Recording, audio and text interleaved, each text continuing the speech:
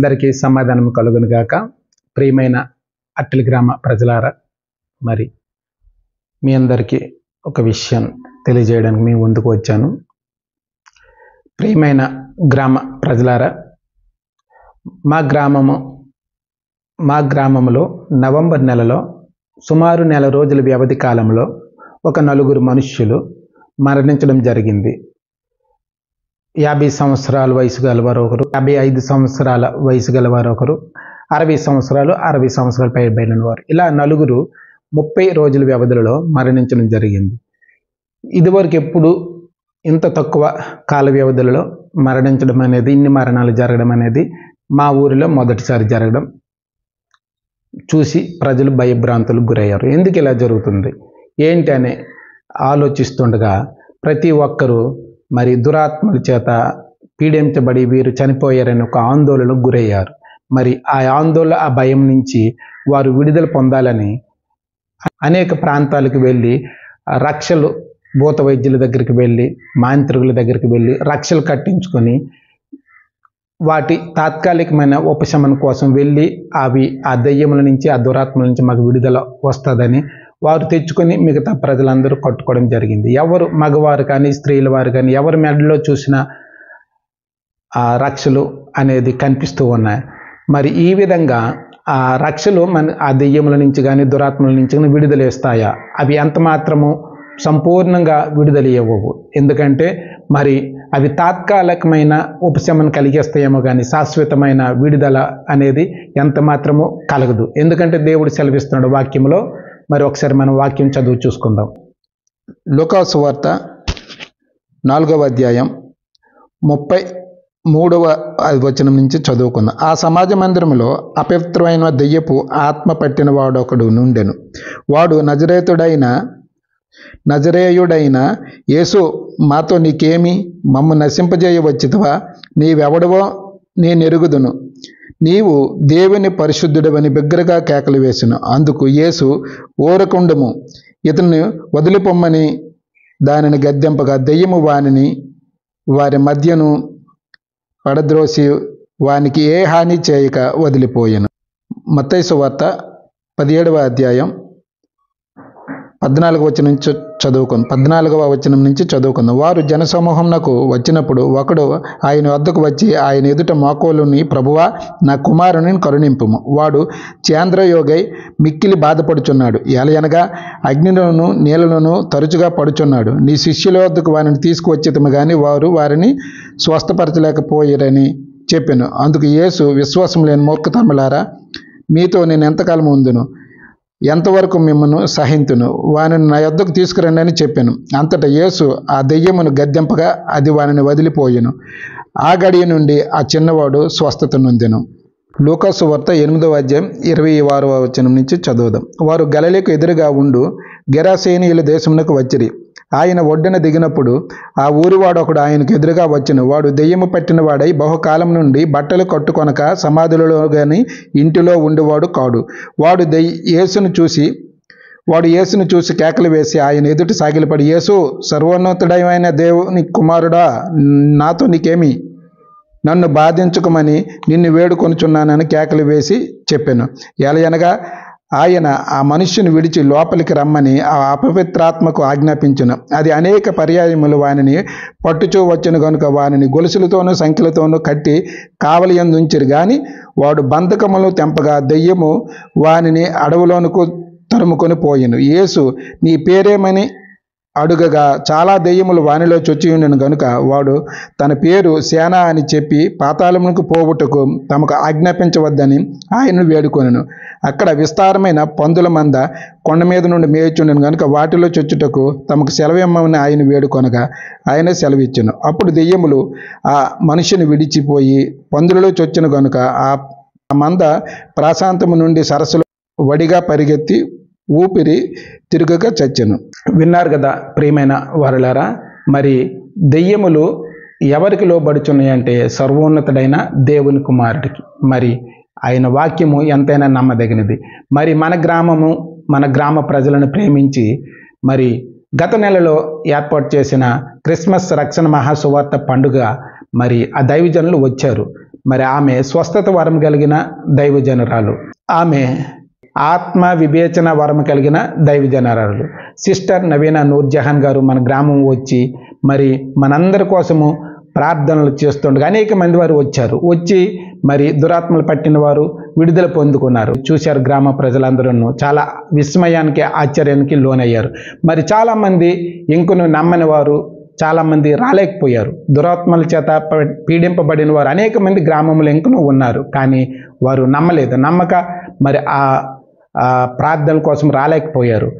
మరి నమ్మినట్లయితే మరి నీవు దేవుని మహిమను నువ్వు చూడగలవు. మరి దురాత్మల నుంచి దెయ్యముల నుంచి మరి విడుదల పొందుకోవాలని అంటే కేవలము దేవునికే సాధ్యము. దేవుని దైవజనులు మరి వచ్చి ప్రార్థనలు చేస్తే మరి చాలా దురాత్మల్ని పట్టిన వాడు పీడించబడిన వారు అనేక మంది స్వస్థత పొందారు.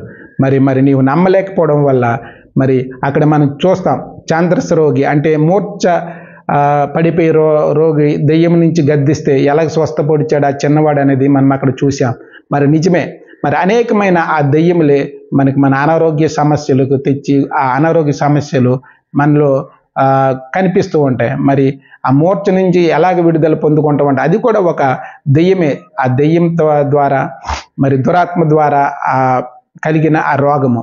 మరి నువ్వు గ్రామంలో ఉన్నావు కానీ మరి నువ్వు రాలేకపోయావు. ఆ ప్రార్థనా స్థలమునకు నీవు వచ్చి ఉన్నట్లయితే మరి ఆ దురాత్మ నుంచి నీవు విడుదల పొందుకుని ఉండేవాడు. కానీ మరి నీకు రానివ్వకుండా నీ యొక్క మనసు అడ్డుపెట్టింది. మరి ఎవరైతే తగ్గింపు జీవితం కలిగి ఉంటారో వారు దేవుని మహిమ చూస్తారు. మరి నీకు ఉన్న అహంకారం కానీ లేక ఆ కోపం కానీ లేక ఎక్కడికి వెళ్తే నాకు స్వస్థత వస్తుందా అనే ఆలోచన, చెడ్డ ఆలోచన.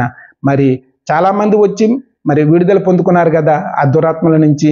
మరి నీవెందుకు రాలేకపోయావు, నీవెందుకు నమ్మలేకపోయావు అంటే నీ మంచి మనసు పెట్టుకుని ఆలోచించినట్లయితే నీవు కూడా విడుదల పొందుకునేవాడు. కానీ నీవు అహంకారం అనేది ఎప్పుడైతే మరి నీలో నుంచి తొలగించుకోలేకపోతున్నావో, మరి అహంకారం అనేది తగ్గించుకోలేకపోవడం వల్ల మరి ఆ రక్షణ, ఆ విడుదల, ఆ దురాత్మల నుంచి నీకు స్వస్థత కలగనివ్వకుండా చేసింది. వాక్యం సెలవిస్తుంది, ఎవరైతే హెచ్చించుకుంటారో వారు తగ్గించబడతారు, ఎవరైతే తగ్గించబడతారో వారు హెచ్చించబడతారు. మరి ఈ తగ్గింపు జీవితం అనేది నీలో నాలో ఉంటే మరి దేవుని మహిమ చూసేవారు. మరి గ్రామంలో చాలామంది వారి జీవితాలలో కావచ్చు, వారి కుటుంబంలో కావచ్చు నెమ్మది, శాంతి, సమాధానం లేక ఉంటున్నారు. మరి దానికి మనం ఎలాగ పొందుకుంటాం? ఈ దురాత్మల నుంచి, భయం నుంచి, ఆందోళన నుంచి మనం ఎలాగ విడుదల పొందుకుంటామంటే, పూర్వము నునేవా అనే పట్టణానికి దేవుడు ఉగ్రత చూసి వారి పాపములు చూసి నునేవా పట్టణము నాశనం చేస్తానని ప్రవక్తను పంపించాడు. ప్రవక్తను పంపించి నినేవా పట్టణము 40 దినములలో నేను నాశనం చేస్తానని నీవు ప్రకటన చేయనేటప్పుడు ఆ పట్టణం వారందరూ విని వారు ఎలాగ దేవుని వైపు ఒక మారు ఆ దేవుని మాట వారు విని వారు ఏ విధంగా ఉపవాసం ఉండి ప్రార్థన చేశారో ఒకసారి మన వాక్యంలో చదువుకుందాం. యోనా గ్రంథం 3వ అధ్యాయం. నీవు లేచి నినేవా మహాపురమునకు పోయి నేను నీకు తెలియజేయు సమాచారము దానికి ప్రకటన చేయము. కాబట్టి యోనా లేచి యెహోవా సెలవిచ్చిన ఆజ్ఞ ప్రకారము నినేవా పట్టణముకు పోయెను. నినేవా పట్టణము దేవుని దృష్టికి గొప్పదై 3 దినముల ప్రయాణమంత పరిమాణము గల పట్టణము. యోనా ఆ పట్టణంలో 1 దిన ప్రయాణమంత దూరము సంచరించుచు ఇక 40 దినములకు నినేవా పట్టణము నాశనమగునని ప్రకటన చేయగా నినేవా పట్టణపు వారు దేవుని యందు విశ్వాసముంచి ఉపవాసము చాటించి గనులేమి అల్పులేమి అందరూ గోనెపట్ట కట్టుకొనిరు. ఆ సంగతి నినేవా రాజునకు వినబడినప్పుడు అతనును తన సింహాసనం మీద నుండి దిగి తన రాజవస్త్రములు తీసివేసి గోనెపట్ట కట్టుకొని బూడిదలో కూర్చుండెను. మరియు రాజైన తానును ఆయన మంత్రులను ఆజ్ఞేయగా, ఒకవేళ దేవుడు మనసు త్రిప్పుకొని పశ్చాత్తాపడి మనం లయము కాకుండా తన కోపాగ్ని చల్లార్చుకొనును గనుక మనుష్యులు ఏది పుచ్చుకొనకూడదు. పశువులు కానీ, ఎద్దులు కానీ, గొర్రెలు కానీ మేత మేయకూడదు, నీళ్లు త్రాగకూడదు. మనుషులందరూ తమ దుర్మార్గములను విడిచి తాము చేయు బలాత్కారములు మానివేయవలెను. మనుషులేమి పశువులు ఏమి సమస్తము గోనెపట్ట కట్టుకొనవలెనని జనులు మనపూర్వకంగా దేవుని వేడుకొనవలెనని అని దూతలు నినేవా పట్టణంలో చాటించి ప్రకటన చేసిరి. విన్నాం కదా వాక్యాన్ని. మరి దేవుడు ఎప్పుడైతే ఆ నినేవా మహాపట్టణాన్ని పాడు చేస్తానన్నాడో మరి ప్రజలందరూ ప్రవక్త చెప్పిన మాటను విని వారందరూ దేవుని ఆశ్రయించిన వారు కాదు. వారు అందరూ అనేకమైన వారి విశ్వాసాలను బట్టి వెళ్ళిన వారే. కానీ దేవుడు ఎప్పుడైతే ఈ వాక్యము తన ప్రవక్త ద్వారా ప్రకటన చేశాడో, మరి దేవుని ప్రకటన చేసిన ఆ వాక్యాన్ని, ఆ సమాచారాన్ని విన్నారు. నిజమే, మనము ప్రవర్తించిన ప్రవర్తన దేవునికి ఆయస్కారం కలిగించాం. ఈ దుష్ట ప్రవర్తన నుంచి మనము విడుదల పొందుకోవాలని అంటే చిన్నపిల్లలు మొదలుకొని పెద్దవారు, చివరికి రాజు కూడా తన రాజ్య వస్త్రాలను విడిచిపెట్టి గోనిపట్టు కట్టుకొని ఒక రోజు ఉపవాసం ఉండి ప్రార్థనలు చేశారు.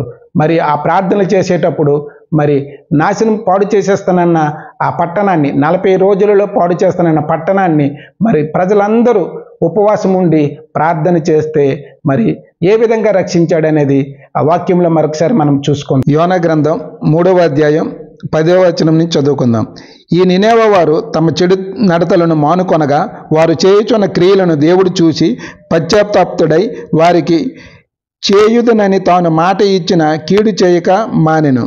అందువలననే నీవు కటాక్షమును జాలియును బహుశాంతమును అత్యంత కృపగల దేవుడివై ఉండి పశ్చాత్తాపడై కీడు చేయక మానుదువని నేను తెలుసుకుని ఉన్నానని ప్రవక్త ఇక్కడ స్పష్టంగా చెప్పి ఉన్నాడు. మరి దేవాది దేవుడు వైపు మనం తిరిగి మరి మనం చేసిన చెడు నడత కావచ్చు, దుష్టక్రియలు కావచ్చు, ఎప్పుడైతే మనము విడిచిపెట్టి దేవుని వైపు తిరిగి మరి గ్రామ ప్రజలందరము ఒకరోజు ఉపవాసం ఉండి ప్రార్థన చేసినట్లయితే దేవుడు ఆ దురాత్మల నుంచి, ఏవైతే ఆ భయము భీతి చెందుతున్నావో ఆ దురాత్మల నుంచి మరి మన గ్రామము మరి గ్రామ ప్రజలకు విడుదల చేస్తాడని మరి మనం ఎంతైనా వాక్యములు చూసినట్లయితే ఎంతైనా నమ్మదగిన దేవుడండి. అవును ప్రజలారా, మీరందరూ యోచిస్తున్నారు, ఈ మన గ్రామంకు పట్టిన ఈ దుస్థితి నుంచి ఎవరిని తెచ్చి రక్షిద్దాం, ఏ భూత వైద్య దగ్గరికి వెళ్దామని మీరు ఆలోచిస్తున్నారు. కానీ ఈ గ్రామ పరిస్థితి నుంచి ఏ మాంత్రికుడిని తెచ్చి విడుదల పొందగోరి అటువంటి ఆలోచన గుండా వెళ్తున్నారు. కానీ ఎంత మాత్రము అది మంచి ఆలోచన కాదు.